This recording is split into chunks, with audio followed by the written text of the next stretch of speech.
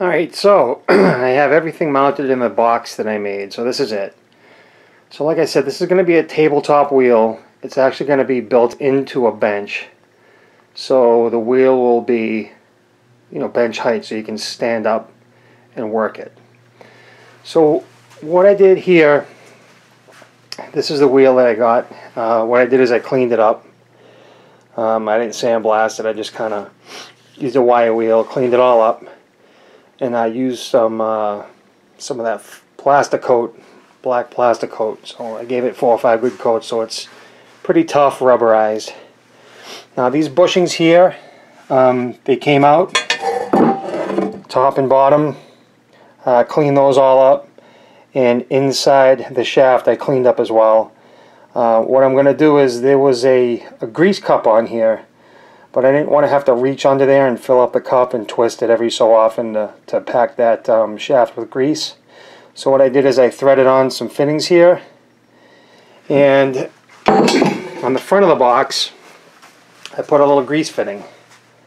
Okay, and what I'll do is I'll use this piece of polyethylene hose, and I'll just connect them up with some hose clamps. There's no real pressure there, so it'll be fine. That way I can feed grease into this grease fitting, and it'll flow into that shaft whenever it needs to be greased, so I won't have to access it. This is the wheel head that came on this. I just wire brushed that up, it cleaned up nice. The castings on this are really rough. Same thing with the castings inside here. That's not corrosion or anything, that's the casting that's all rough like that. So I don't know what brand this wheel was or what the deal was with it, but it was rough for sure.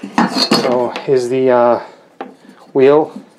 Clean that up a little bit too, just degreased everything. So I'm almost ready to put this together. So let's I'll show you what I did here. I'll take the hood off this.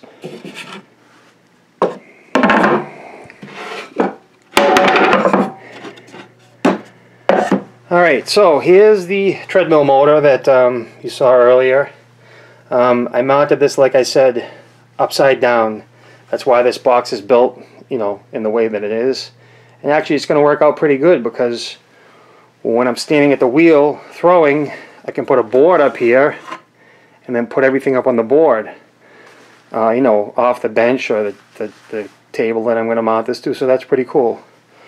So what I did is the switch on treadmills, there's a kill switch. It's that red tab that you slide in, and that's how you power the unit. I completely bypassed that. I just tore it out. So all treadmills are kind of the same, I think. They have the control board here, and then the motor assembly, and then a speed control unit. So here's what I did for the speed. I kind of rigged it up. I kind of like it. So I got a ball bearing draw slide here. I wanted it to be nice and smooth. So I mounted that here. You can see there I kind of, whatever this is, a coupling, I just kind of welded it to another coupling just to get the space I needed there. And, welded it all up. I bent this and kind of screwed this in, and I threw another coupling there just to lock it. Okay? And same thing down here. I welded on one of those couplings and just kind of bent a piece of all thread, and you can see what I did. I just kind of bent it and stuck it in a hole I drilled in the slide, the pot here. So that's why when when I tell people to get treadmills, I help someone else with this too. A digital treadmill isn't going to do a whole lot because you'd be pushing buttons. It doesn't have a variable speed or anything. But this speed's variable. So obviously when you slide it, that's fast, and then obviously coming back, it's that's the way you shut it off. So this I think this pot's old, because when you slide it all the way off, it takes 3, 4, 5 seconds for all the power to quit on it. So, but that's okay. I'm not really worried about it. So what I did underneath here for the pulley, I left the flywheel. I wanted the momentum of the flywheel when this thing's running. So all I did is, see the pulley there? I just welded it to the bottom of the flywheel. I took the flywheel off, obviously. I didn't want to weld, have electricity running through this motor any weird way. So the flywheels they just spin off. You spin them off clockwise because these are, I forget which way, but they spin off. They're threaded. So I kind of just weld it on that pulley, and I'm good to go. So what'll happen is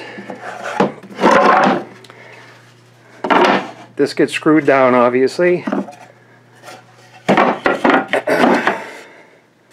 So this is the way it kind of looks without the wheel, okay? So what I'm going to do, the wheel sits on here just like this. So you can kind of see it now. So it'll be lower. Like I said, I'm going to build this into a bench, so you'll walk up to this. And I'll mount it at the correct height so I can comfortably walk up to this wheel. There's a couple of drains here. So I drilled some holes in here.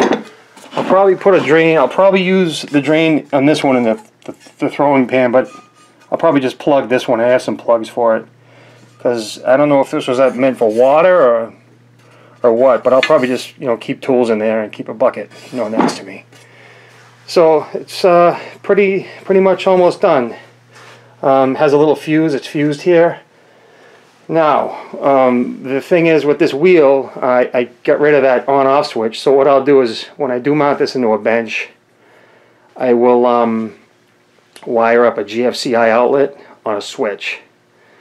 So, and I'll mount the switch on the front of the bench so it's easy access, and that way the whole unit will be GFCI protected. So when I wired it up, I obviously paid attention.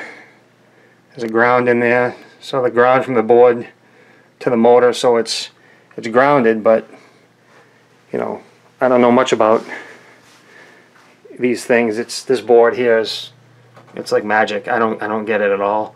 There's a million things on YouTube about treadmill motors. I have 3 or 4 treadmill motors, but I don't have the controllers to go with them. Everything I read is ridiculously confusing, and so I did score that treadmill for free, working controller, everything. So, and it does work. The belt here, you can get belts obviously online. There's little calculators. You just measure the center points and the wheel diameters, and it gives you the right belt size. So that belt's going to be good. I had it kind of roughly screwed together. What I'm going to do now is paint this. The motor, oh, here's the bracket I did. This bracket for the motor, if you can see it, that bracket is the bracket that actually came off the bottom of the treadmill. I just literally cut it to get the bracket, and that bracket, it's just held together. In there was a couple of drywall screws because I don't have any bolts long enough. I have to get some, and I'll bolt that to the back here at the top and the bottom. And then I'll throw a bolt on that plate too, and throw a wedge in there, or a spacer, or a shim or something. And so I'll have 3 bolts on that mount for the motor. Right now, it vibrates quite a bit. So I don't know if that's going to, what I mean vibrate, it just kind of makes a noise. It's just a vibration noise. The wheel itself runs smooth, but it vibrates a bit. But I think that'll go away when it's all bolted up tight and everything's where it belongs. But yeah, that's about it. I just want to kind of show you how I mounted that motor and all the controls. You can do whatever you want if you do something like this. Everyone says, I want a foot pedal. You could rig up a mechanical foot pedal to run one of these slides. You could figure it out somehow. It's certainly not that difficult. I always keep my eyes open for these motors, especially with either these slide controls or the dials. That way I don't have to try and figure out what, changing the potentiometers or anything like that. So anyway, I'm pretty happy with it. It's going to be pretty cool because in these holes I can take I can make up some sort of a rod with throwing guide, or know, so instead of a lump of clay on a stick, I can just make an adjustable guide, which I'm going to play around with. And I think actually what I'm going to do is Simon's little trick there. I'm going to put a mirror up here. I'm just going to kind of glue it on, or hot glue it on or something. Why not? It's a big empty space that I'm not using, so a mirror would be pretty cool right there, I think. So anyway, that's it. I'm going to paint this up now, and what I'll do is when it's all together, at the end of this clip, I'll do a little you know, video of me throwing something. We'll see how it works. All right, thanks. All right, so I'm just going to piggyback this onto this little clip here. So I was thinking about this, and you know, you might be thinking to yourself, that's pretty slick. I wish I could make something like that, but I don't have the wheel head and the box part, this part here. Well, it's not really an issue. You could easily make up this frame. Oh, by the way, if I didn't mention before, this motor's mounted, you know, this way, because it's the way it turns, and I needed the wheel to go, you know, counterclockwise. So I tore this place apart looking for a couple of bearings I had, but I just remembered I used them on this wheel repair video that I did quite a while ago. So what you could easily do is make a box like this, similar to this, however you want to make it, and, you know, rig everything up how you want, and put a 3/4 inch plywood bottom on this, okay?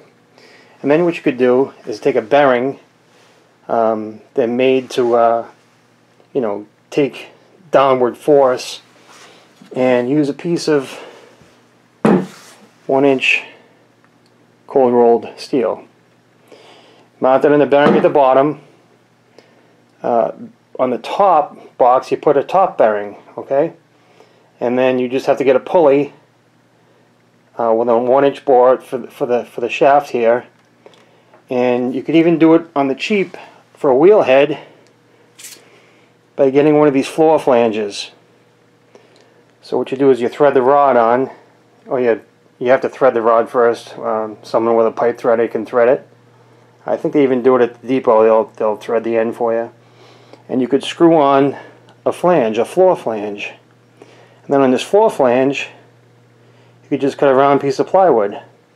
Nice 3/4 inch plywood, sand the edges, screw it to the top, and you're done.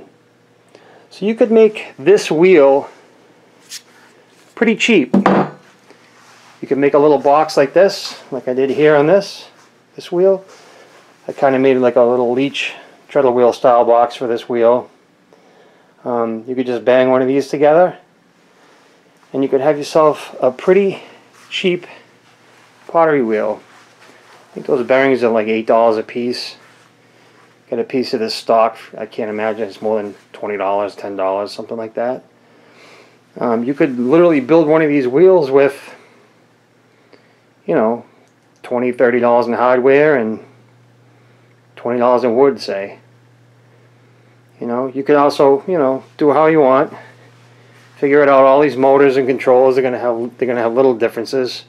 You know, I won't go into showing you the wiring or anything, but when you take the treadmill apart, just label everything so you know where everything plugs back in, and you'll be good to go.